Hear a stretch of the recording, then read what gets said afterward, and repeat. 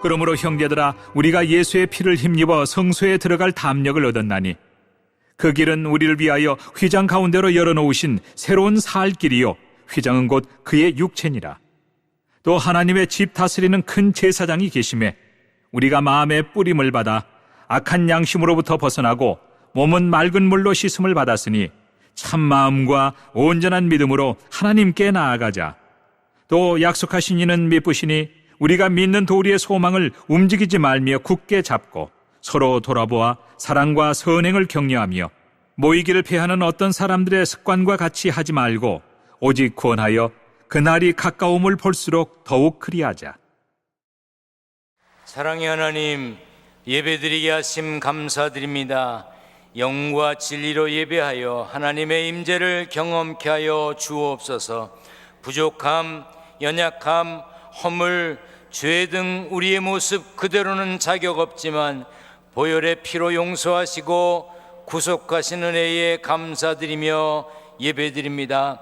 무더위 중에도 8월을 지키시는 종에 감사드립니다. 이 주간에 새롭게 시작되는 9월이 파도를 타고 오시는 하나님을 만나는 달이 되게 하여 주옵소서. 힘들고 어려운 상황 때문에 눈물로 기도하는 성도들이 있습니다. 병들어 아픈 몸 때문에 치유하심을 구하는 이들도 있습니다. 어떤 상황에서든지 십자가를 붙들고 믿음의 길을 끝까지 걷게 하여 주옵소서. 객지 외국 군대에 있는 성도들에게 동행하시는 하나님께서 주시는 기쁨이 있게 하시고 인터넷과 휴대전화로 예배드리는 성도들에게 성령께서 함께하여 주옵소서. 말씀을 전하고 들을 때 하나님의 뜻을 깨닫는 기쁨이 있게 하시고 삶 속에서 30배, 60배, 100배의 결실을 얻게 하여 주옵소서. 성령께서 우리와 함께 계심을 믿고 예수님의 이름으로 기도하옵나이다. 아멘. 할렐루야. 주 안에서 평안하시기를 축원합니다. 우리가 따뜻한 마음을 표현할 때, 사랑한다고 표현할 때 손으로 하잖아요. 그렇죠? 한번 해보겠습니다. 여러분, 저를 사랑하시나요? 참 국어를 하네. 여러분, 저를 사랑하시나요? 자, 손으로 사랑합니다 합니다. 함께 하겠습니다. 시작. 왜 찬양대는 안 하는 거야? 일부. 다시 찬양대만. 시작. 사랑합니다. 네. 이 사랑합니다 하는 이 손짓만 봐도 나이를 알 수 있다네. 노인들은 사랑합니다. 이렇게. 약간 젊은 사람은 사랑합니다. 요즘 신세대는 사랑합니다. 요렇게 여기 사랑 하트 모양이잖아. 오늘 예배는 다 신세대만 왔습니다. 조금 전에 건 무효. 다시 해보겠는데, 이제 인터넷으로 중계를 보는 분들이 계시거든요. 그분들 향해서 손을 들고 할 텐데 방송실에서 밑에를 잡으세요. 자, 사랑합니다 합니다. 또 이렇게 갈 때가 다 된 분처럼 이렇게 하지 말고, 자, 자기 나이를 표현합니다. 시작. 사랑합니다. 예, 아이고, 아직도 이러는 이들이 있네. 예. 여러분들 표현하며 사시길 바랍니다. 옆에 분에게 주 안에서 사랑합니다. 손짓을 해요. 손짓을. 그 부부끼리는 왜 안 하는 거야? 여기 이름 불러. 다시 시작. 사랑합니다. 옳지.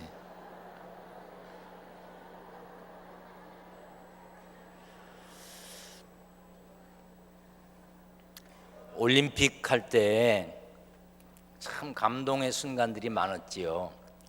안타깝고 아쉬운 순간들도 있었습니다.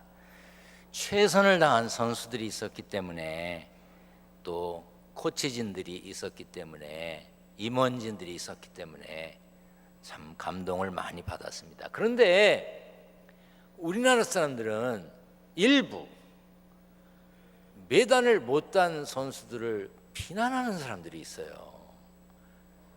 참 찌질이들이야, 그런 사람들이야. 아니, 그렇게 노력하고 거기 가서 메달 안 따고 싶은 사람이 어디 있었겠어. 정말 최선을 다하고 졌을 때 오히려 그런 사람들에게도 박수를 보낼 줄 알고 격려해 줄 줄 알아야지. 며칠 전에 대통령께서 올림픽에 나갔던 선수들을 초청하셨더라고요. 그런데 대통령 옆에는 주로 메달 딴 사람들이 앉아있더만, 내가 대통령이면 메달 딴 사람은 입구에 앉히고 힘들고 어렵게 하고 갔지만 예선에서 탈락하고 그런 선수들을 옆에 앉았을 것 같아. 우리는 격려해 줄 줄 알아야 돼요.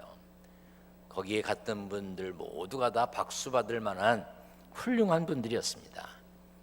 히브리서 12장 1절에 이러므로 우리에게 구름같이 둘러싼 허다한 증인들이 있으니 모든 무거운 것과 얽매기 쉬운 죄를 벗어버리고 인내로서 우리 앞에 당한 경주를 하며 그랬어요.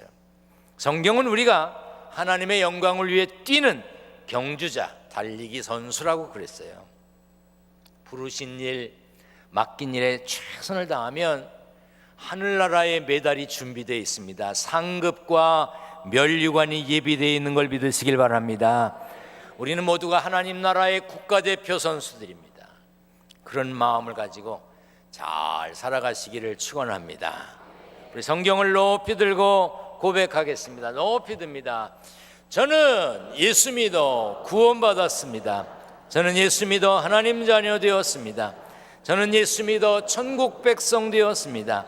하나님께서 선물로 주신 오늘 하나님 말씀으로 가르침을 받습니다. 눈을 열어 주의 법 안에 있는 놀라운 진리를 보고 깨닫게 하소서. 아멘으로 순종하여 하나님께 영광 돌리는 삶 되게 하소서. 아멘. 그런 삶이 되시기를 축원합니다. 신약 성경 히브리서는 구약의 율법과 각종 제사 제도들이 예수님을 통해서 어떻게 성취되었는지를 설명해 줍니다. 구약의 율법과 제사 제도가 예수님의 그림자요 예표이며 예수님이 하늘의 영원한 대제사장이심을 가르치고 있습니다. 오늘 본문 19절부터 20절은 히브리서의 앞부분을 요약하고 있습니다. 그러므로 형제들아, 우리가 예수의 피를 힘입어 성소에 들어갈 담력을 얻었나니 그 길은 우리를 위하여 휘장 가운데로 열어놓으신 새로운 살 길이요 휘장은 곧 그의 육체니라 했습니다. 성소에 들어간다는 것은 성도들이 성도에 들어갈 수 있음을, 하나님께 자유로이 나아갈 수 있음을 선언하고 있는 것입니다. 그래서 22절에 우리가 마음의 뿌림을 받아 악한 양심으로부터 벗어나고 몸은 맑은 물로 씻음을 받았으니 참 마음과 온전한 믿음으로 하나님께 나아가자, 이렇게 권면하고 있는 것입니다. 요한복음 14장 6절에 보면 예수께서 이르시되 내가 곧 길이요 진리요 생명이니 나로 말미암지 않고는 아버지께로 올 자가 없다고 했습니다. 길이요 진리요 생명 되신 예수님이 십자가에 달리셔서 피 흘리심으로 죄값을 치르셨기 때문에 예수 믿는 우리가 하나님께로 나아갈 수 있는 길이 열렸습니다. 구약에서 지성소는 하나님께서 임재하시는 곳으로 아무나 들어갈 수 없는 거룩한 곳이었습니다. 그곳에는 언약궤가 있었고 대제사장이 1년에 한 차례 들어갈 수 있었습니다. 그리고 성소와 지성소 사이에는 휘장이 막혀 있었어요. 하나님과 인간 사이의 간격을 나타내죠.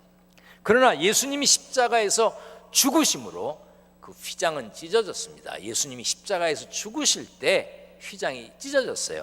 마태복음 27장 51절에 이에 성소 휘장이 위로부터 아래까지 찢어져 둘이 되었다고 그랬어요. 그 휘장이 찢어져 단절되었던 하나님과의 관계가 회복되었습니다. 그래서 우리가 예수님께서 십자가에 흘리신 피, 그 거룩한 피, 귀한 피, 보배로운 피를 찬양하는 겁니다. 찬송가 270장에 보면 변찮는 주님의 사랑과 거룩한 보혈의 공로를 우리 다 찬양하자고 그랬어요. 그뿐 아닙니다. 찬송가 268장에는 주의 보혈, 주의 거룩한 피가 능력이 있도다. 주의 피 믿고 주의 보혈 그 어린 양의 매우 귀중한 피라고 찬양하고 있는 것입니다. 우리의 죄값을 치르신 예수님의 피, 그 보혈로 말미암아 우리가 하나님께 나아갈 수 있게 되었고 이렇게 자유롭게 예배드릴 수 있게 되었습니다. 그러므로 예수 믿어 구원받은 우리는 구원받은 사람답게 예배드리고 기쁨과 감사로 살아야 합니다. 히브리서 저자는 예수 믿음으로 새로운 삶을 살게 된 성도들이 어떻게 살아야 하는지를 강조하고 있습니다. 먼저 우리가 믿는 도리의 소망을 움직이지 말며 굳게 잡으라고 했어요. 세번역 성경에는 우리는 흔들리지 말고 우리가 고백하는 그 소망을 굳게 지킵시다 그랬어요. 흔들리지 말라는 얘기는 흔들릴 수 있다는 얘기예요. 또 흔드는 어떤 것이 있다는 얘기입니다. 그렇기 때문에 흔들리지 말라 그런 거예요. 또 잡은 것을 굳게 잡고 지키자는 얘기는 놓칠 수도 있고 뺏어갈 수 있는 어떤 존재가 있다는 얘기입니다. 그러므로 소망을 굳게 지키라고 한 것입니다. 보혈의 공로로 구원받은 사람은 믿음이 흔들리지 말아야 합니다. 그리고 소망을 굳게 잡아야 합니다. 흔들리지 말아야 돼. 그런데 보면 예수 믿는 사람들 가운데 흔들리는 교인들이 있어. 흔들리는 집사, 흔들리는 권사, 흔들리는 장로, 어떤 이는 목사가 돼갖고도 흔들거려. 겉으로는 멀쩡한 것 같은데 맨날 삐쳐. 뭐 그렇게 실쭉셀쭉하는지. 뭐 조금만 어떠면 안 한대. 싫대. 그거 다 흔들리는 거예요. 히브리서 11장 6절에 보면 믿음이 없이는 하나님을 기쁘시게 하지 못하나니 하나님께 나아가는 자는 반드시 그가 계신 것과 또한 그가 자기를 찾는 자들에게 상 주시는 이심을 믿어야 한다고 그랬어요. 믿음이 없으면, 신앙이 흔들리면, 하나님의 존재를 믿지 못하면, 상 주시는 하나님을 믿지 못하면 하나님을 기쁘시게 할 수가 없어요. 예수 믿는다고, 천국 간다고, 하나님의 자녀가 되었다고 하면서도 흔들리는 신앙이 있습니다. 왜죠? 사탄이 잡아 흔들리게 하기 때문입니다.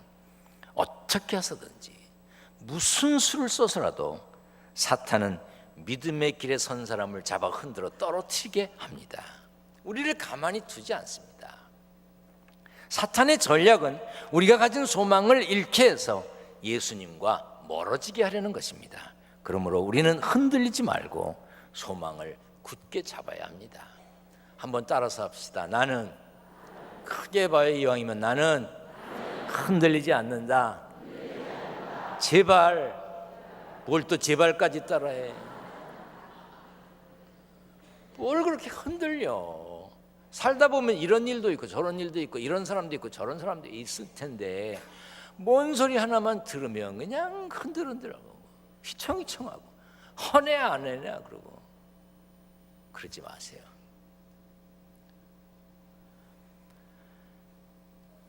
우리가 흔들리지 않으려면, 똑바로 길을 가려면 우리의 영적 시선을 예수님께 두어야 됩니다. 히브리서 12장 2절에 믿음의 주여 또 온전케 하시는 이인 예수를 바라보자 그랬는데 쉬운 성경에 이렇게 번역됐어요. 주님만을 바라봅시다. 주님만을 바라보면 흔들리지 않고 똑바로 갈 수 있는데 주님만 바라보지 않기 때문에 문제가 됩니다.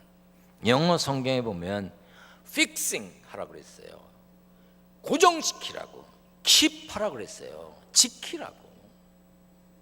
우리의 눈을 예수님 위에다 딱 올려놓고 고정시키라는 거예요. 지키라는 거예요.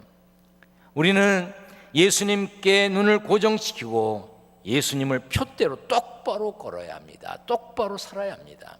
골로새서 3장 2절 말씀 다 같이 읽겠습니다. 위의 것을 생각하고 땅의 것을 생각하지 말라. 잠언 4장에 있는 말씀입니다. 다 같이 읽습니다. 네 눈은 바로 보며 네 눈꺼풀은 네 앞에 곧게 살펴 좌로나 우로나 치우치지 말고 네 발을 악에서 떠나게 하라. 아멘. 물론 믿음 가지고 세상 사는 것이 어려운 일입니다. 그러나 우리는 하나님의 신실하신 약속을 믿고 흔들리지 말고 소망을 굳게 잡아야 합니다. 흔들리지 말고 소망을 굳게 잡고. 할렐루야. 또한 24절을 다 같이 봅니다. 서로 돌아보아 사랑과 선행을 격려하며. 신앙생활은요 혼자 하는 게 아닙니다. 성경은 옆에 누가 있는 것을 전제하고 있어요. 네 이웃을 네 몸과 같이 사랑하라. 성경의 많은 명령들 중에는 복수형이 많아요. 서로 돌아봐야 합니다. 서로 격려해야 합니다. 나와 다르지만, 내 마음에 들지 않지만, 나와 배움이 다르고 삶의 조건이 다르고 성격이 다르고 고향이 다르고 다 다른 사람들이 모여 있지만 믿음 안에서 사랑과 선행의 길을 함께 가야 합니다. 여러분, 제가 이렇게 설교한다고 제가 목회하는 게 쉬운 줄 아세요? 전 성격상 참 어렵습니다. 저는 학교에 오래 있었는데 학생들을 가르칠 때가 제일 편하네요. 왜냐하면 마음에 안 들면 낙제 주면 되잖아. 그리고 수업 시간에 수업을 방해하고 내 강의를 제대로 안 듣는 학생은 일어나 나가 그러면요 삐죽삐죽 나가 내쫓아버리면 돼요. 그런데 교회는 나가라 그러면 잘못하면 나보고 나가라 할지도 몰라. 낙제가 있어야지. 저도요 제 성격과 맞지 않는 이 목회를 하느라고 상당히 어렵습니다. 아시기나 하시는지 모르겠습니다. 나와 다르지만 내 마음에 꼭 들지 않지만 믿음 안에서 사랑과 선행의 길을 함께 가야 돼. 격려하고 위로하고 힘을 주고 좀 못해도 박수 쳐주고 격려해주고 힘내라 그러면 얼마나 좋아. 그냥 뭐 잘못하면 그냥 바로 씹고 그냥 지적질하고 그러면 안 됩니다. 일본에서 있었던 실화인데요, 제가 그 영상을 여러 번 봤어요. 잠시 볼 땐 정말 눈물도 났습니다. 어떤 초등학교에서 한 반 아이들이 뜀틀을 뛰는 거예요. 그런데 조그만 아이의 그 뜀틀 뛰는 모습을 한번 보겠습니다. 자신의 키보다 높은 뜀틀 넘기에 도전하는 한 학생, 힘껏 뛰어보지만 자기 가슴 높이밖에 닿지를 못했습니다. 두 번째 도전에선 허리 높이까지 뛰었다가 결국 또 실패하고 마는데요. 세 번째 시도 역시 뜀틀 위에 걸터앉고 말았습니다. 속상한 마음에 급기야 눈물까지 흘리는데요. 그 사이 아이를 향한 관중석의 응원 소리는 점점 커집니다. 포기하지 않고 네 번째 도전하는 아이, 안타깝게도 또 실패했습니다. 그때 지켜보던 같은 반 친구들이 실패를 거듭하던 친구를 둘러쌌습니다. 서로 어깨를 두른 채 한 목소리로 힘차게 친구를 응원합니다. 친구들의 응원 덕분일까요? 있는 힘을 다해 뛰어오른 아이, 다섯 번째 도전 만에 이렇게 뜀틀 넘기에 성공했습니다. 지켜보던 사람들 사이에서 큰 박수가 터져 나왔는데요. 누군가의 격려와 응원, 얼마나 큰 힘이 되는지 보여주는 훈훈한 영상인 것 같습니다. 제가 초등학교 선생님이었으면 아이의 키 높이에 맞춰서 뜀틀 높이를 조정했을 것 같은데 그냥 뛰게 했어요. 격려해 주는 것이 이렇게 힘이 났던 모양이에요.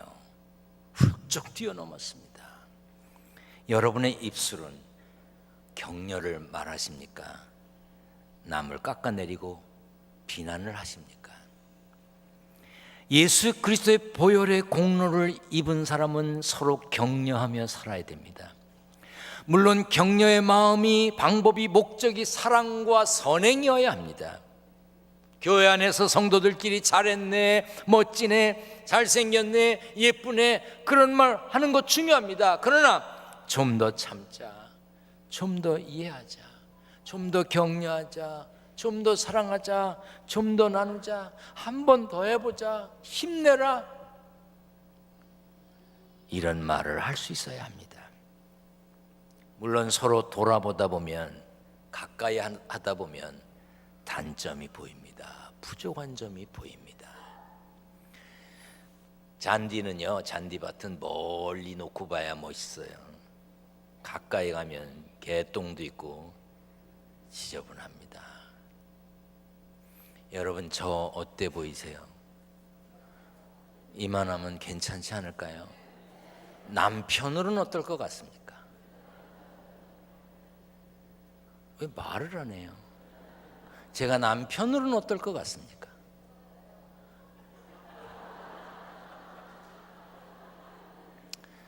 제 아내에게 물어보십시오. 제 귀로 직접 들었습니다. 살아보라 그러라고. 무지무지 섭섭했습니다. 그건 무슨 얘기입니까? 가까이 살아보니까 다 봤거든. 다 보면 허물을 볼 수밖에 없습니다. 그러나 그 부족함을 덮는 것이 격려이고 부족함을 덮는 것이 사랑입니다. 저 지금까지 목회하면서 이런저런 이유로 등을 보이는 분들을 많이 봤습니다. 그분들은 더 완벽한 교회, 더 좋은 교회, 더 좋은 목회자를 찾아서 떠났습니다. 그러나 제가 이렇게 말씀드릴 수 있습니다. 이 세상에는 완벽한 교회도 없고 완벽한 목사도 없습니다. 제가 자주 드리는 말씀이죠. 이건 어록에 해당되는 건데 이게 참 제가 한 말인데 너무 멋있는 말이 있어요. 우리 다 같이 한번 읽어보겠습니다. 시작. 좋은 교회를 찾아다니는 방랑자가 되지 말고 좋은 교회를 만드는 사명자가 되자. 서로 돌아보며 격려하면 하나님의 통치가 이루어지는, 하나님의 나라를 이루는, 하나님의 나라를 이루어가는 그런 하늘 사람이 될 수 있습니다. 마지막으로 25절을 다 같이 읽겠습니다. 모이기를 피하는 어떤 사람들의 습관과 같이 하지 말고 오직 권하여 그날이 가까움을 볼수록 더욱 그리하자. 여기서 말하는 그날은 예수님이 재림을 하시는 날을 말합니다. 베드로후서 3장 10절에 그러나 주의 날이 도둑같이 온다고 그랬어. 예수님이 다시 오실 그날은 아무도 모릅니다. 그래서 우리는 항상 깨어 있어야 하고 그날이 올 때까지 예수 믿는 우리는 모이기를 멈추지 말아야 합니다. 요즘 개인주의가 팽배해지면서 나홀로 신앙이 늘고 있습니다. 이런 현상에 대한 여러 가지 원인이 있겠으나 그중 하나는 1인 가구의 증가를 꼽을 수 있을 것입니다. 2010년 통계에 의하면 우리나라 전체 가구의 23.9%가 4집 중에 한 집은 혼자 산답니다. 점점 이렇게 되다 보니까 앞으로 3집 중에 한 집은 혼자 살 거랍니다. 그러다 보니 어떤 마케팅이 이제 생겨나기 시작했냐면 혼자 앉아서 밥 먹는 식당, 혼자 앉아서 컴퓨터 하는 PC방, 혼자 앉아서 영화 보는 영화방, 이런 것들이 점점 늘어나고 있습니다. 혼자 밥 먹고 혼자 영화 보고 혼자 취미 생활하는 게 불편하지 않으니까 이젠 예배도 혼자 드리고 신앙생활 혼자 하는 분들이 있습니다. 타인의 간섭이나 관심으로부터 자유로움을 선호하는 것을 말하지요. 그것이 신앙생활에게까지 왔습니다. 그러나 단호하게 말씀드립니다. 하나님이 기뻐하시는 신앙은 아닙니다. 지금 인터넷으로 기둥교회 접속해서 휴대전화로 예배드리는 여러분들께 말씀드립니다. 교회를 정하지 못하셨다면 교회를 정하시고 등록하고 신앙생활 하시길 바랍니다. 교회가 없는 지역에 살고 계신 분들 계시죠? 제게 메일을 주시는 분들 가운데 태평양 바닷가운데서 신앙생활하는 분들 계십니다. 어쩔 수가 없죠. 미국 국립공원에서 공원 관리를 하면서 교회 나갈 수 없는 분들 계십니다. 제가 우리 기획실에다가 또 전산실에다 다 이야기했습니다. 인터넷으로 교인 등록하는 걸 만들으라고 그랬습니다. 기둥교회 등록하십시오. 세계 어느 곳에 계시든지 신앙생활 잘 하시는지 관리하고자 합니다. 혼자 도저히 교회 갈 수 없는 상황이어서 모니터 앞에 앉아있고 휴대전화 화면을 보고 있다는 것은 이해가 됩니다. 그러나 귀찮아서, 사람들과 연결되는 것이 싫어서 혼자 예배드리는 것은 바른 신앙이 아닙니다. 마귀의 전략은 모이지 못하게 하는 겁니다. 엮이지 못하게 하는 거예요. 혼자 있게 하고 흩어지게 하는 것입니다. 우리는 모이기에 힘써야 합니다. 모이기를 권해야 됩니다. 하나 되려고 애를 써야 됩니다. 모이기를 소홀히 하는 데는 두 가지 큰 문제가 있습니다. 하나는 다른 그리스도인들이 나를 격려하고 도울 수 있는 기회를 막아버리는 거예요. 두 번째 문제는 다른 그리스도인들을 돕고 격려할 수 있는 기회를 또 막는 겁니다. 다른 사람이 나를 돕고 격려할 기회도 막아버리고 내가 다른 사람을 돕고 격려하는 것도 차단한다면 고립될 수밖에 없습니다. 예수님이 재림하실 날이 가까워올수록 영적인 고통과 박해가 있을 것입니다. 반기독교적인 세력과 힘을 가지고 기독교인들을 공격할 때가 올 것입니다. 그러므로 우리는 더 열심히 모이려고 해야 되고 더 열심히 하나 되려고 노력해야 됩니다. 어떤 이유로도 예배에, 모임에 결석하는 것을 합리화하면 안 됩니다. 모임에 빠지면, 예배에 빠지면 전도사님들이, 목사님들이, 신방하는 지역장들이, 속회 강사들이, 선교 임원들이 전화를 합니다. 찾아갑니다. 그러면 예, 알겠습니다. 더 열심히 하겠습니다. 이렇게 하셔야지. 오지 마세요. 귀찮아요. 전화번호도 바꿔버리고. 여러분, 성경에는 권하라고 그랬어요. 우린 성경대로 하는 거예요.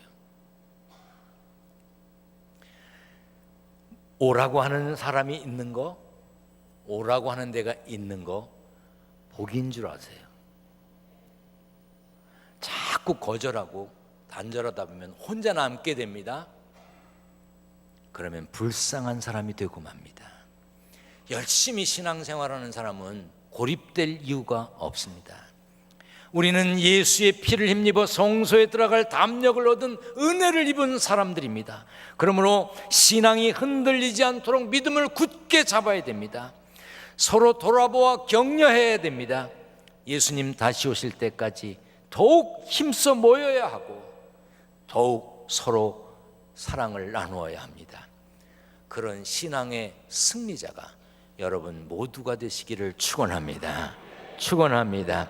전능하신 하나님, 우리는 예수의 피를 힘입어 성소에 들어갈 담력을 얻었음에 감사드립니다. 신앙이 흔들리지 않도록, 우리의 소망을 빼앗기지 않도록 굳게 지키게 하여 주옵소서. 서로 돌아보아 격려하며 살게 하시고 예수님 다시 오실 때까지 더욱 힘써 모이기에 애쓰는 성도들이 되게 하여 주옵소서. 세상에 살면서 땀 흘려 열심히 일했습니다. 얻은 소득을 구별하여 예물을 드립니다. 11조, 감사헌금, 건축헌금, 선교헌금, 일천번제물 여러 가지 제목으로 예물을 드립니다. 봉투마다 적힌 이름과 저들의 기도 제목에 귀 기울여 주옵소서. 삶의 현장에서 물질 때문에 죄와 타협하지 않게 하시고 일용할 양식 때문에 눈물 흘리는 성도들 없도록 지켜 주시옵소서. 우리 주님 예수 그리스도의 이름으로 기도하옵나이다. 아멘.